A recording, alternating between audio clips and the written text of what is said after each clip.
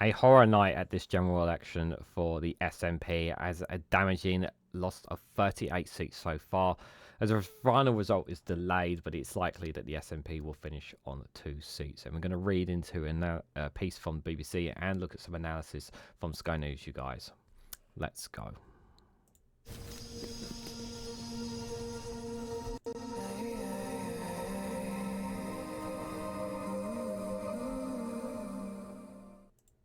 Good morning, good afternoon, good evening, wherever you are in the world. This is Reganelite here with an article from the SNP that we'll be covering on the SNP's loss in damage in 38 seats so far as the final election result is delayed. But before that, we're going to look at some of the number crunches of the SNP, finishing only on a incredibly low 9 seats here. Guys, while you're here, make sure you hit the like button and share it across social media so others are notified of this video. So before I give my opinion piece, let me just show you guys. This is the vote share in terms of percentage. 2.5% of the total vote share in this general election. Now, obviously, I think it's very important to caveat, and this number is not yet available. I don't know what the percentage of number of people in Scotland specifically voted SNP. So I don't have that. I don't have that that numbers there for you. Unfortunately, I can only go by the whole percentage of the UK here, and without a doubt, it has been quite a hammer blow for the SNP. And if we scroll down here to the actual graph here, you can see that the SNP, while there's still looks like only 2 left to be declared, 1 in Scotland and 1 in South of England, we can see there that the SNP have really suffered as a result here. It's been a really bad night for them. They only gained 1 seat, and that was from Douglas Ross's constituency there. But you can clearly see there that Labour have pretty much secured Scotland, just like they have done in Wales in this last night in this general election. A thumping majority, mostly in England as well. They pretty much have got the mandate to kind of do whatever they want. But I guess now the question we have to ask ourselves is, how did this happen? What happened to the SNP, guys? So there's a lot of things that we can. There's a lot of factors that may or may not have passed into play. I think one of the things we need to highlight. So obviously, it's been roughly like 10 years now since Scotland had its independence the independence vote. It's been 10 years since then now. Okay, so. And obviously, it didn't go the way that independent voters wanted, and obviously it's left. And it was told back then, once in a generation. Now, obviously, the things changed after Brexit because a lot of people felt that a lot of people turned to the SNP, turned to independence on that premise of the rights and results that they had from the rights that they had of being part of the EU. That played a factor on the mind of bringing the talk about is independence. So that's one of the factors there. So one of the other things that I think is that the SNP have been in power, whether it's a majority or a minority, for quite a long time. They have been pretty much had a grip in Scotland for a very long time. Now, whether you agree or disagree with the SNP, sometimes after when a same political party's been in power for a long time, people want something different. People sometimes want a change. Now, even if that means that change is going back to something that maybe you necessarily don't agree with. Now, what I think some people may have decided to put their vote. Now, I don't agree with the assessment that. I do agree with this assessment that some people did vote for Labour to get rid of the Conservatives, more specifically Conservatives in Scotland. Now, they didn't wipe out the Conservatives in Scotland because Scotland still got 3 Conservatives there. They did do that in Wales, but they couldn't do that here in Scotland. I generally believe that some independent voters voted for Labour with the intention of voting out the Conservatives because of the damage and the harm that the Conservatives have done for 14 years. That's what my general belief is on some perspectives. You can disagree with me, but that's fine. And that's totally fine. I think a lot of people want something different.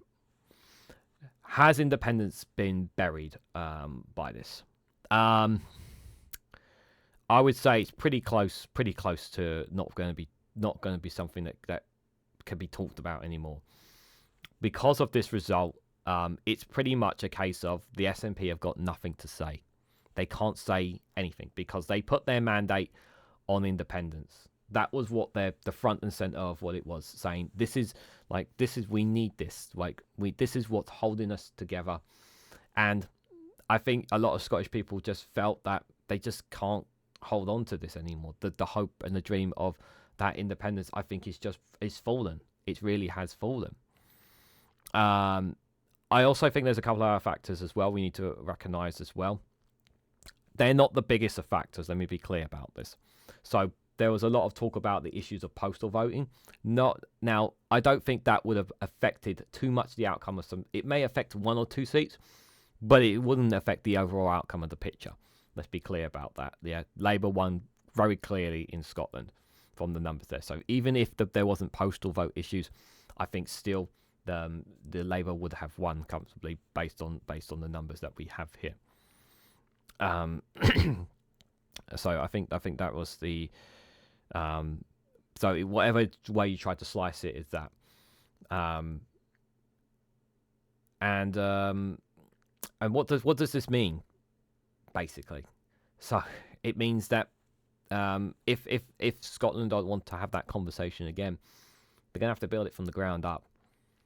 The SNP really, for them to lose as many seats as they have lost is really damning.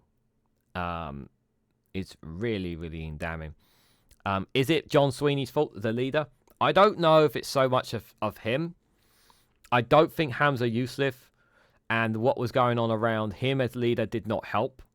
Nicola Sturgeon obviously has always been, from my opinion, has been one of the best leaders best First Minister for Scotland. She was absolutely brilliant during the pandemic. She has been one of the safest pair of hands for the SNP. Obviously, there's been problems with her lately, but that when she went, there was a real question of who is going to be able to carry on the mantle of what she's been done, and she really, really was very key part of the SNP, and she really was one of the bedrocks of that party, and her absence, I think, has been felt as well. I think her absence has been felt. I don't think it's so much about politics for the SNP. I don't think it's so much about the politics, because I covered the manifesto and I thought the manifesto was very strong. I thought it was very, very good. I didn't think there was anything too bad about it. But I also noticed that when we were looking at some of the seat numbers on the live streams, a lot of people not just voting Labour. There was a lot of Scottish Greens. There was a lot of Reform voters. So a lot of people in Scotland were voting for those parties. So a lot of votes that normally were SNP that not just gone to Labour, but they've also gone. Some of them have went to those parties as well. And it's going to take a while to understand how and why people voted the way they voted. But I generally think that Scotland needs to, for those obviously who've been fighting for independence and still fighting for that independence, I just don't think there's a conversation about that with the Scottish people as of right now. And I think that's the reality is. Now, obviously, some people will argue, obviously, but Regan, you've been you've been someone who's been very supportive of believing in democracy and believing in the rights for freedoms and that. And I say, yes, I do. I've always said that if the people of Scotland want it, if people of Scotland want that independence referendum vote, they should have it. If that was truly the case, why did they not back the SNP? And I know it's going to sting. I know it's going to sting a lot of my Scottish viewers. But that's the question there. If they really wanted it, why did they not back the SNP? Because I generally thought their manifesto was very good. In hindsight, I kind of wish I went and looked at the Scottish Labour manifesto to see what they were offering. But I do think, the 14 years of Conservatives in Westminster has definitely played an impact in Scottish politics. I definitely think that has played an impact. And I generally do believe that some people in Scotland lent their votes to Labour with the intention of ousting the Conservatives in Scotland. I do generally believe that. You can vehemently disagree with me, And that's totally fine. But I generally think that that's what's also been the case here. It's a case for now for the SNP of what happens now. What do we do now? Well, as of right now, there's going to be some soul searching. Should John Swinney step down? I don't know. I can't answer that. I don't know enough to say whether he should or shouldn't. But the party needs to have a serious reset and rethink about what they're going to do, because whenever they have media interviews and whatnot now, they're just going to get slammed all the time now because of this result.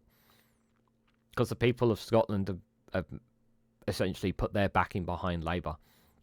And I think even if it wasn't during this holiday week, even if the postal vote issues weren't there, Labour still would have secured a lot of votes in Scotland. And sadly, there's no hiding that. There's no hiding that. You have to accept it. There's no vote rigging here. Has there been media bias against the SNP? Of course there have.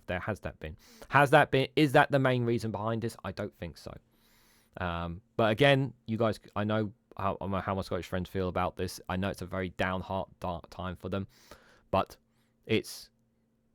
to say that independence is dead and buried is no. I would say for now it's about pressing the reset button and looking back at the last several years and asking yourselves what went wrong, what can we do better, how can we win back hearts and minds. These are the kind of things, wheeling them up from the grassroots. These are the questions that need to be asked within Scotland if they want that independence. Because I generally believed that that independence was within 5-10 years, but now I'm not so sure. I'm thinking maybe even 20-30 years now. Like, that's how far back it's been because of this decision. But at the end of the day, it is at the end of May, whether you like it or not. This is what the people of Scotland have voted for, and the people of Scotland have voted for the majority of a Labour Party whether we like it or not. So the SNP loss is damaging. 38 seats so far as the final result was delayed. This was on the 4th of July. So this was the latest analysis I could find on this for you guys' site. The SNP had lost 38 seats in the general election so far, with still one to declare due to a recount. Labour made dramatic gains across the central belt, with most of the results following the vote share swing of about 20% from SNP. The Scottish Conservatives won 5 seats, down 6 from 2019. 5 seats? Yes, 5 seats, sorry. My apologies, I said 3. My apologies. With leader Douglas Ross failing to secure a controversial bid from Aberdeenshire North and Moray East. Yeah, that's the one. That's the SNP's. That's the only seat that they gained, unfortunately. First Minister John Swinney has described the result the SNP's worst since 2010 as very, very difficult and damaging. Speaking later on Friday, he said his party would have to rebuild trust with the people of Scotland. He said the Scottish National Party needs to be healed, and it needs to heal its relationship with the people of Scotland. I'm absolutely committed to doing that. I have to accept that we failed to convince people of the urgency of independence in this election campaign. Therefore, we need to take time to consider and reflect on how we deliver our commitments to independence, which remains absolute. So it's still remaining absolute with the independence, but is this something, obviously, that... Well, apologies, guys, I did have the screen wrong there. But is this something, obviously, that people will still want to talk about? That is the question. It is, because I do think that some independent voters voted Labour. I do think that. And it does frighten me that people were voting Reform up in Scotland as well. It does raise, obviously, they definitely won a few votes, not seats, of course, but they did get a few votes here and there as well. And I think that's really difficult to highlight as well. The SNP was defending 48 seats of the 57 in Scotland and has won just 9. A recount in Inverness, Skye and West Ross-shire, an SNP seat under previous boundaries, has been delayed until Saturday. It has been held due to statistical issues. There appears to be discrepancies between the verified votes and the counted votes, which means the returning officer cannot declare the result at this stage. The seat has been seen as a close fight between the SNP and the Scottish Liberal Democrats. So they could, in theory, by the time you see this, end up with 10 seats potentially. But it still doesn't change the fact it's still been a horrible night. Meanwhile, in Glasgow, Labour took all 6 seats from the SNP. Scottish Labour leader Annie Sawar said the country has now turned the page on 40 years of Conservative chaos and failure. In Edinburgh, the SNP's Joanna Cherry lost her Edinburgh South West seat to Labour, as did Tommy Shepherd in Edinburgh East and Muswell Borough. Former Daily Record journalist Tom Eliskar won Alnishka Almuskis for Labour, while the party also made gains for Alloa and Gredsmith, Stirling and Staffordshire, all 3 Fife constituencies. Don't take this map seriously, because this is not the updated one there.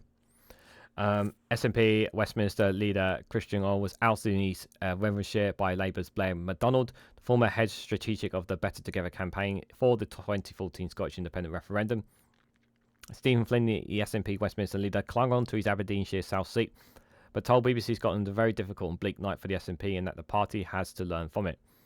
There was a Starmer tsunami, the fact that people wanted change in Downing Street, and we've undoubtedly been squeezed in that context, he added.